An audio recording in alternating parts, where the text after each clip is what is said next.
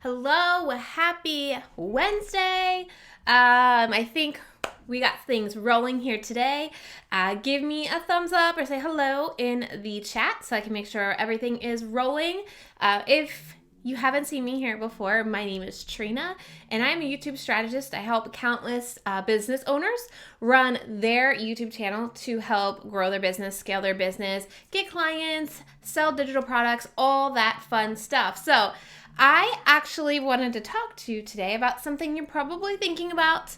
We are in December now, and so we're starting to think about 2020 and goals and thinking about maybe where we want our YouTube channel to go in 2020, right? So I want to know if you plan to set a goal to be more consistent on YouTube, or maybe even possibly to grow your YouTube channel in 2020. Let me know if that is one of your goals here for 2020, if it's to get more consistent, because if you are doing YouTube part-time with the idea in mind that you want to go YouTube full-time, you're just not there yet, it can be hard to really get everything done to run a successful YouTube channel, right? From the planning the content, to the filming, to the editing, to the promoting, all of that stuff. There's a lot of moving pieces, and especially if you're doing it part-time, maybe you're jumping in on like a Saturday afternoon, something comes up, then maybe you don't get to touch base on your YouTube channel again until maybe that next Saturday, and you're like, where did I leave off? What was I working on? Anybody working part-time, just trying to stay caught up with their YouTube channel? While I do kind of YouTube full-time, I have clients every single day that I work with, and I also have students as well that I work with. So I'm only spending maybe about 2 hours a week on my YouTube channel it is. So I'm pretty much running YouTube as a part-time gig here. And so for me to be able to get all the things done when I have the time to, I've got to stay consistent. And the biggest thing that has helped me in 2020 stay super consistent has been a workflow. Now, one of the things that TubeBuddy actually offers in their Google Chrome extension is a planner. It is called the I'm finding video topic planner. And so what I actually do with the video topic planner is when I'm on YouTube coming up with topics and doing research. So I'm collecting all my ideas there in the video topic planner in the TubeBuddy extension. But for me, I then need to get my thoughts all collected and know exactly where I left off every time I jump in. So I kind of wanted to walk you through what my workflow looks like. So if you need help, maybe even putting out more videos, maybe you want to go from 1 video a week to 3 videos a week. I'm going to show you how I do that. And it's how I did it for a long time on my own. And now that I have this set up, it was much easier to bring on a video editor and also an assistant as well to help keep track of everything. And also a filing system that I use on Google Drive. So I want to know if anybody here has a workflow or has a project management system for their YouTube channel, or are you like me and maybe just using a good old notebook? This is literally how I started out. Maybe I had an idea, I wrote something down and kind of kept it here. Pieces of my video plan was here, pieces of it was on my phone, pieces of it may have been on my computer. And when I had the time to work on YouTube, just those 2 hours a week, it was really hard to get my thoughts together and figure out where I was at to get the ball rolling again. So is anybody using, okay, the Real Life uses a whiteboard as their workflow. Does anybody use an online program like Trello or Asana? Has anybody ever heard of Trello or Asana? So I mostly Microsoft Note, awesome. I used Trello for a very, very long time, and both of these programs are free. I don't pay for them. They're absolutely free on the internet. But what I love with Trello and Asana is, yes, like Andrew said, you can use the video topic planner on the mobile and desktop. You can also use Trello and Asana on your mobile device too, because if you're anything like me, a video idea pops into your head when you're, traveling or running to pick up groceries and you want to keep it tracked somewhere. Pretty Paint Fumes hated Trello at my day job, so she uses Evernote as well. Yeah, so I use a little bit of Trello for a while, but I'm going to show you my Asana workflow and how I get everything in order to make sure I get everything done. So like I said, if I have to, leave what I'm doing on my YouTube channel to work for my clients, it's easier for me to get back in. So let me flip my screen to show you my computer here. So we are going to transition over here. And this is what my Asana board looks like. So you're getting a sneak peek of some of my videos planned for the next coming weeks. And so I am using Asana in a board format similar to how Trello is set up. And so what we have here is anytime I come up with an idea I'm thinking about, I will go into this template and I will just duplicate this task and just say, video idea number 13. And then I'll create a new task, and I'm going to show you inside of here all of these subtasks. So I have 42 separate subtasks are generated in that template. So you'll see it's creating here. So when we go inside of this template, you'll see all the things that I have to keep things organized. So what I'll do is I will have the live date that I know this wants to go live. Let's say this is a January 15th video. So I will put January 15th in here when I have time to sit down and really think about the title. Because for me, it's super important to know the title of my video before I even start filming it.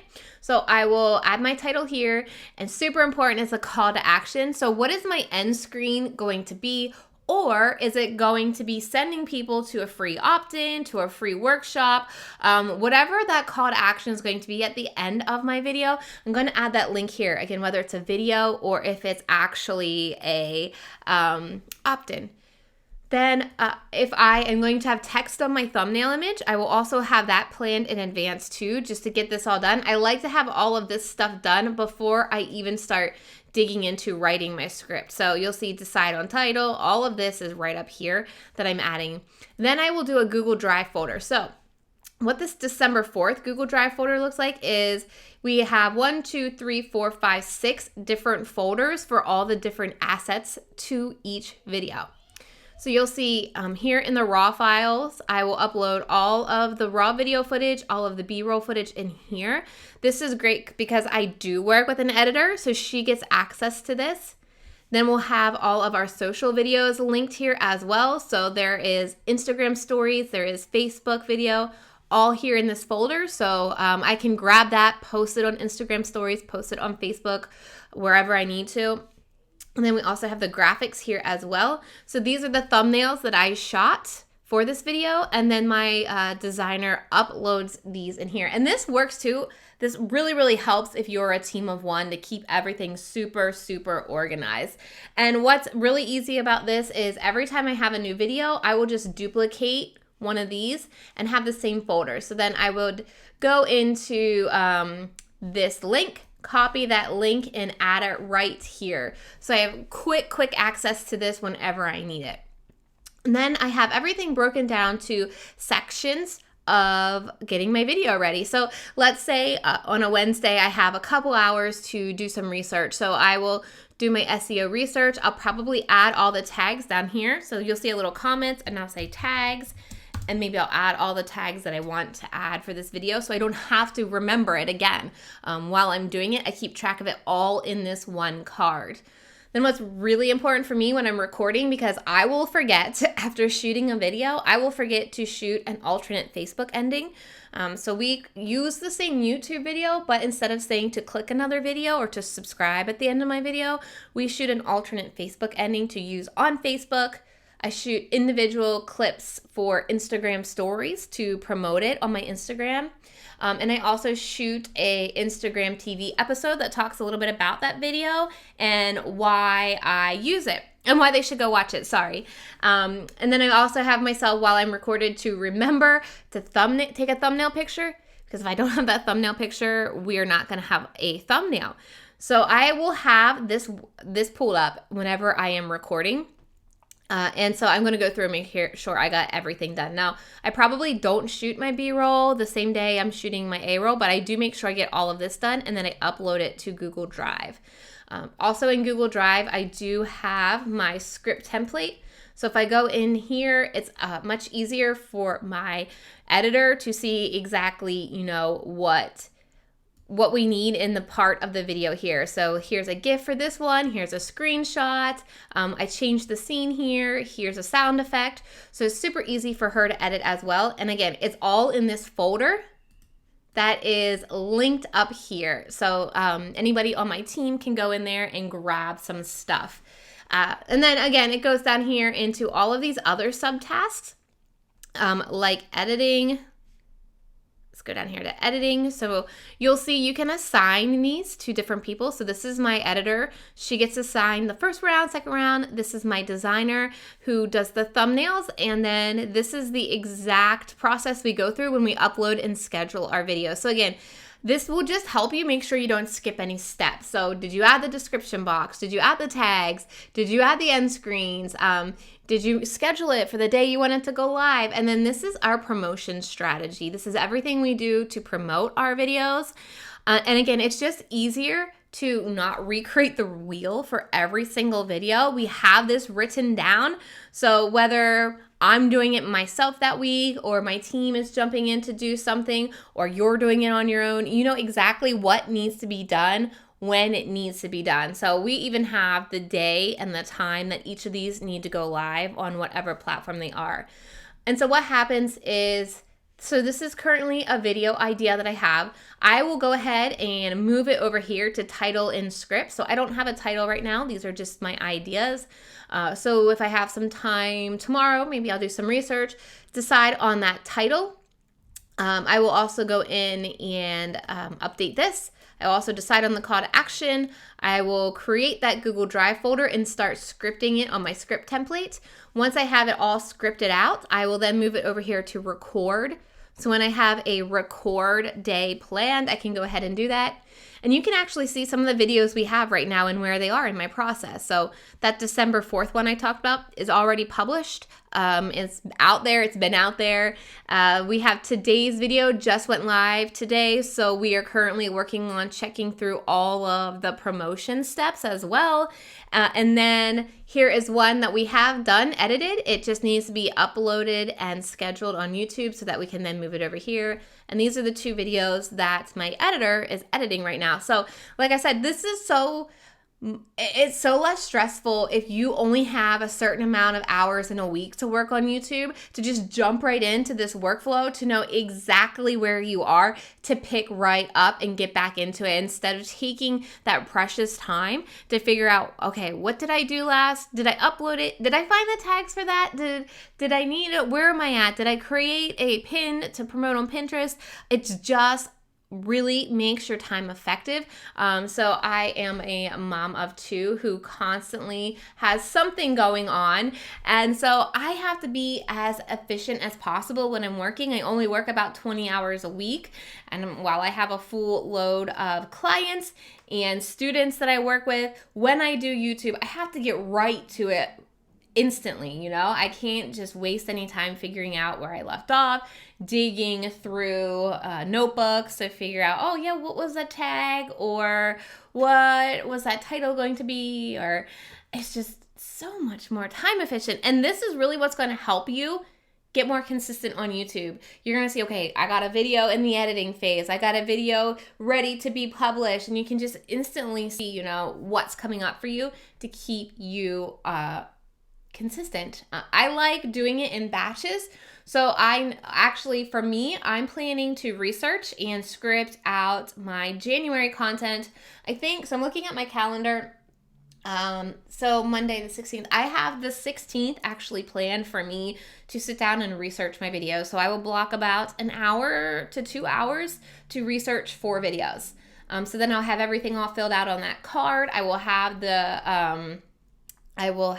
the Google Drive folder made. I will have the script made. So then when I plan to shoot, which I think will be the last week in December, because thanks to my husband being home over Christmas, it's going to be a little bit flexible. And when I shoot, I know I can shoot 4 videos back to back to back and get them uploaded for my editor to start working on that first week into January. So it just allows me to be able super quick, know exactly what I need to do when. Curious about Asana. How does it compare to Trello? So the reason why I switched to Asana is because it allowed me to easily assign certain tasks to people. And I don't think I showed you. I can show you quickly here. If we go into what I like here too, if I go into my tasks over on this corner, I can see exactly what needs to go out when. So like by the due date. So that's what I like to do. You can also see it in calendar view as well if you have dates on them. But that's kind of what I like best. If I pop back over to my YouTube and planning ideas, you could also list this as well to see exactly what needs to go out when. That's why I liked Asana specifically, is because I can go in here every single day and get a list of what is due for me. And I use that as well for my business planning as well. So am I working on a new webinar? What needs to be done in that webinar? I can pop in there. What client work needs to be done that day? I just assign it. I create my own board similar to what you saw with my YouTube planning for my week. And so I will have, in my week, I'll have Monday, Tuesday, Wednesday, Thursday, because I only work Monday through Thursday. And then I'll add my tasks in there and assign them to me or assign them to my assistant. And we can easily go into our, what was that called again? You can easily go into my task and see everything that needs to be done. Asana always warms me up. I bet it does. Yes, it does. But yeah, that's just really how I stay efficient and get everything done that I need to get done. And I am able to constantly put out YouTube videos, because if I didn't know what I was doing when I was doing it, I would not have time to do it just because of everything that we're doing. So the ability to schedule and assign tasks. Yeah, the Launchpad Astronomy. That's what I like. I'm also able to assign it to, my editor or my designer to say, hey, this is for you, grab that. And they can go into their task list and see exactly what needs to be done. Raven's Vlog. Yeah, so it takes a little bit of learning to do and set up. There's a couple Asana courses that are out there that are great to figure it out. I had to play around with it a little bit to figure out how to make Asana work best for me. But once I did, it saves me so much time to really get everything done. Checking for questions. Do you guys have any questions about workflow or getting consistent on YouTube? Lily Tree says, one day I will be organized. Listen, this was not me even 2 years ago. I was really just grasping at straws and kind of like that GIF, that Nemo GIF, just keep swimming. So that was me about 2 years ago, trying to organize and figure everything out and how to get it all in a structure. And this year I really focused on finding a workflow and finding a system that works for me. So that's not just on paper, but it is electronic. I can access it anywhere I need to go. If I decide to work like from Panera or a coffee shop, I can hit my Asana app, pull that up, and see exactly what needs to be done that day for my YouTube channel. We also break up different projects. So if we're launching something new in my business versus YouTube specific, I can pull up the projects as well and see exactly what needs to be done on those projects. And as long as you assign them dates, which is really important if you want to hold yourself accountable, give every task that you have a date so that you make sure you get it done. Don't just let it float out there like, yeah, someday I will research this video and film it. Put an actual date on it and hold yourself accountable to that. I think things like this are for when you're working with a team of people, but 99.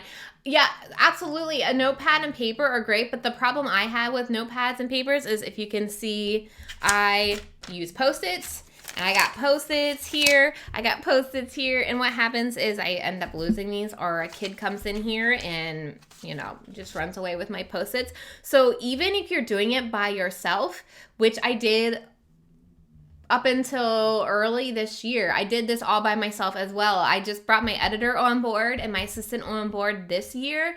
I did this all myself. And so for me to have that checklist to know where I was at, where I left off on that last project, definitely is worth it. I know paper and pen can be great, but again, things can get lost when it's scattered everywhere. Maybe you're traveling, like if you're traveling, you don't have your notebook, you forgot to grab it. Maybe you lost your notebook. Heaven forbid you have all of your YouTube ideas and all of your YouTube planning in a notebook and you lose it. That is why I really love to have things electronic. Have you tried Evernote? I have a little bit, Harley, with Evernote. Kind of like what I think that was Raven's vlog. I don't know if I'm using Evernote right, but I have played around with Evernote a little bit. I have a client who uses Evernote, but I just can't figure out how best to use it. I personally am a checkbox lover, so I love that on Asana I can checkbox things that I do.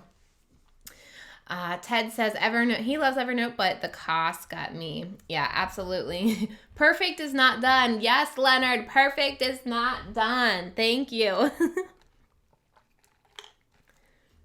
How many client sessions a day? So I also block my days.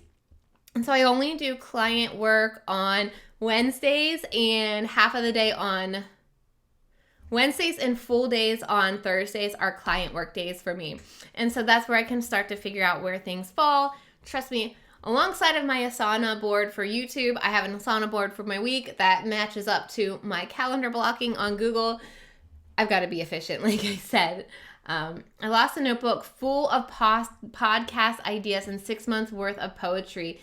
Emrys, yeah, that's exactly why I love to have things electronic. That's why I have photos backed up, hard drives, iCloud, the cloud somewhere else. I've got photos saved just about everywhere. Trina, do you use your calendar on the wall there? Yes, I do. So it's kind of blank right now because my planning session for the next 90 days is happening next week. So you see January is kind of empty right now. In December, I'm slowing up because we get close to Christmas. Kids are out of school. I can't really get too much done. So that's why you see all the red Post-its are actual days I'm not working. But I use that calendar to see what videos are going live as kind of a big picture and maybe what projects are due or what specific projects need to be done on certain days. So come back in 2 weeks and you'll see that bottom calendar filled up with all types of Post-its. I've got Post-its to last a lifetime. I have a basket full of them right here. It just helps me stay organized. I have that as a big picture glance. So when I come into my office in the morning, I can really get a super quick look to see overall what's happening that day or that week. And then I go into my Asana list and I can actually see the tasks that need to be done. Mo the Driver Notes. I love that app. Yeah, I actually use the Note app as well on my phone. Anytime a video might pop into my idea in my head and I have to hurry up and write it down real quick, Notes is great as well. Does Asana allow for reminders to desktop or such in 2 days? It might. I haven't messed around with that. There are rules and there are ways to filter it, and I'm looking at it over here on this. There are different things that you can do. I think if you put timelines on them and you go into my task, you'll be reminded like this is due and such day. But you could also link it to your Google Calendar, and that's what I use it a lot for too, linking it to my Google Calendar. All right, any other questions? I'm going to double check over here to see what questions. Okay. Any more questions about a workflow? The real life, I'm going to try Asana, hoping it is efficient for single team members. They remind, yeah. So like I said, I used Trello for a little bit and it did help me, but I couldn't get the full list. So Trello I had different cards similar to that setup, but I couldn't assign subtasks to when they were due. So that way I couldn't just come here, log in for the day and see exactly what needed to be done. So that's why I loved Asana. It does take a little bit to figure out, so I would save some time to try to figure out how to do it. Maybe watch a couple YouTube videos on how to do it. But once you have it set up, it's really going to help you be able to pump out more YouTube videos. Make sure you're not missing any steps, because I see a lot of questions about how to get more views and subscribers. One of the keys to getting more views and subscribers is to making sure you're doing that research on your videos. So what title is going to get people to click on your video, what thumbnail is going to get people to click on that video. And as you're doing the research, and if you're using the TubeBuddy video topic planner, I'm a mom of 2 small kids, not a lot of sleep last night. So when you are using the video topic planner, you can also pull in all those notes to Asana as well, so you can remember, oh yeah, these are the tags I wanted to use. This is the direction of the video that I wanted to do. It's going to really help you create better content as well. One of the things that we also have on there is analytics piece. So in the checklist, we will look at the analytics for the first 24 hours of the video, and we will track it in a spreadsheet. Then we'll go back to that video in 30 days and track the analytics and see how well it compared to another video. So did we do better keeping people's attention in the audience retention graph, which is key to getting YouTube to promote your videos? How did our click-through rate go? So did our title and our thumbnail get people to click? Was last week's title and thumbnail, did it have a better click-through rate? What did we do different in this video as opposed to the last video? How many people did we get to click on our end screen, which is critical to get more traffic from suggested and browse features, is if you're getting people to binge watch multiple videos on YouTube, right? So did we get people to click on the end screens? And so we're tracking that in a spreadsheet as well. And Asana is reminding us to do that so we don't miss that step, because that is a critical step. If you want to see growth here on YouTube, you definitely need to be tracking your analytics, seeing what's working on your channel, see what's not working on your channel, and stop doing that. And what is working on it, do more of it. And so those are some of the biggest things that we're looking at when we track our analytics, and our workflow reminds us to do that, because skipping that is really going to hinder our growth here on YouTube, and especially our clients' growth as well. If we aren't tracking our clients' analytics and seeing how well they're growing or not growing, we aren't going to be able to give them what they came to us for. So that's definitely what's going to help you really grow a YouTube channel as well. Pal, I'm using OBS as my streaming software. Andrew helped me get that set up, so I'm using OBS. Any more questions?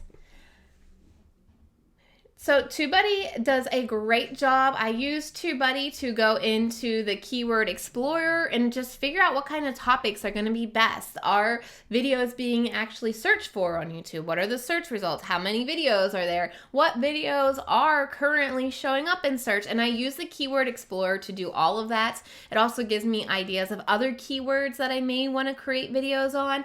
And so that's how I use TubeBuddy to come up with those video topics. And then as far as titles, you really want to think about what's going to get your ideal viewer, or what's going to get your target audience to click on your video. That title has got to be engaging, enticing, pitching some type of value that makes that viewer want to click on it. You want to think about how headlines are structured in newspapers or on blog posts. These are the types of titles that are going to help you get clicked. If you can really pitch a value, something that excites or drives curiosity to that viewer that potentially sees your title and thumbnail in search or browse, or suggested, to get them to click. How do you balance the videos you want to make against the ones that you are doing well on analytics? Did you give up making the ones that you don't want to do? So Liz, yeah, it's totally a balance, right? I like to double down on videos that are working for me, but I also like to create videos that develop a deeper community with my current followers. So there are discoverable videos that I will create where their main goal is meant to, show up in search, suggested, and get new people to my channel. And there are also videos that I will do that are community based. They're just out there to create a deeper relationship with my current subscribers. So I may do a planning video because I know my current subscribers love when I talk about planning and how I plan and what my system looks like. And I may do a vlog, like a day in the life, what I actually do in a day as a YouTube strategist. So I'll balance them. Sometimes, some weeks, some months, I may do 50-50. So 2 discoverable videos, 2 community videos. Other months, depending on what my current strategy is in my business, maybe I'm working on growing my YouTube channel, I may do 4 videos all for discoverable because my goal is to reach more people and grow my channel. And so it's just finding the right balance for you and what's your goal for your YouTube channel. what videos that are most passionate for you. If you're doing videos that you aren't passionate about, your audience is going to know and nobody's going to want to watch it. So you have to balance what you're really passionate about. Okay. Which type of content mostly people attract to watch more? You really have to understand who your key audience is. What niche are you serving? What do you want your channel to be known for, right? Who are you the go-to channel for what? So really understanding, who your target audience is how you're really going to figure out what type of content to create. And then you can use your analytics to see what videos people are watching. For me, if I go into my analytics, I can see the keywords that are driving me. Most of my traffic are first YouTube videos, first YouTube video ideas. So that's how you're really going to be able to find what video ideas work best for you. Let me see. How many times a week should you upload? That's totally going to be up to you. You want to make sure it fits into your life. You don't want to burn out because trust me, I've tried to upload 3 days a week and I just don't have the capacity to do that. At the very minimum, I would say once a week. But if your goal is to really grow your channel, get subscribers, you probably want to post more than once a week. So that's going to get more videos out there into the YouTube world, more opportunities for people to see your videos, more opportunity to get people to your channel to subscribe.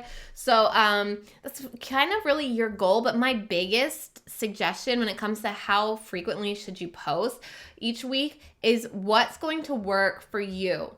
You can burn out really fast here on YouTube. You saw my checklist of like 42 different things that I do for just one video. So if you're doing that times 3 a week, 42 times 3, I'm not a math whiz. I'm sure you can figure it out. But you just want to make sure it works with you and your schedule and your lifestyle so that you don't burn out. Liz said, I did daily vlogging for 19 months and then gently drop back to less. I now post 2 times a week. That's great. Perfect is not done. What you also want to be looking at is quality of content versus quantity. Because obviously YouTube is going to push videos that people are actually watching. YouTube's goal is to get people to stay on YouTube. So if your videos aren't keeping people watching, there's no point in creating videos that people aren't watching. So I would also look at quality of your content versus quantity. So if you're doing like 5 videos a week, audience retention just isn't there, maybe bump back to 2 videos a week and really focus on creating 2 really awesome videos and putting more time into those 2 awesome videos so that people watch longer, or maybe watch another video from you and you can create that binge session on YouTube. All right, I'm going to double check the questions. My question. And feel free, last second questions, pop them in the chat if you want to.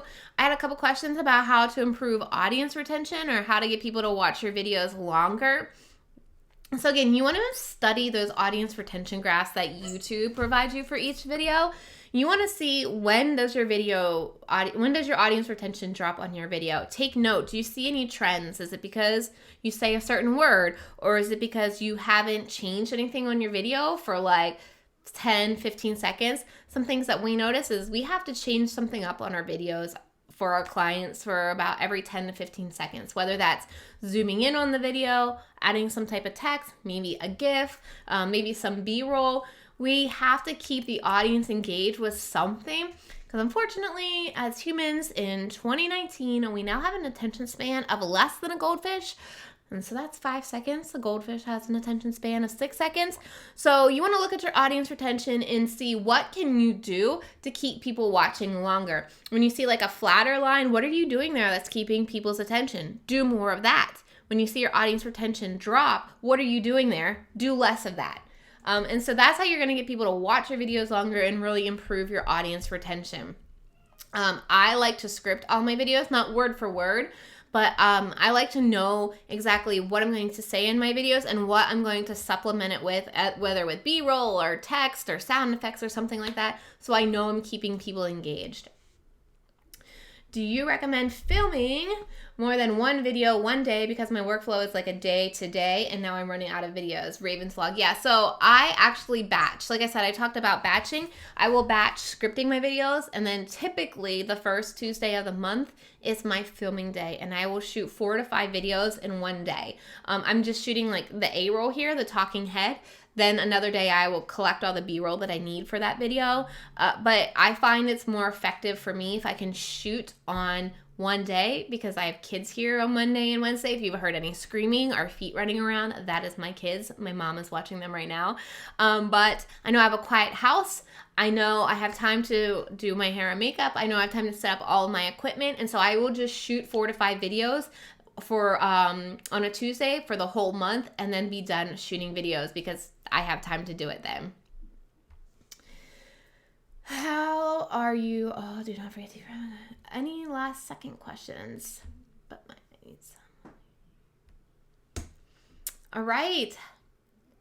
How can I get my audience to speak more? Chris, incorporate calls to action in your scripts. Some things that we've been trying recently in scripts is having questions, saying, you know, tell me down below, yes or no, or give me a hands up emoji. Any way to get people engaged, ask them to engage, tell them.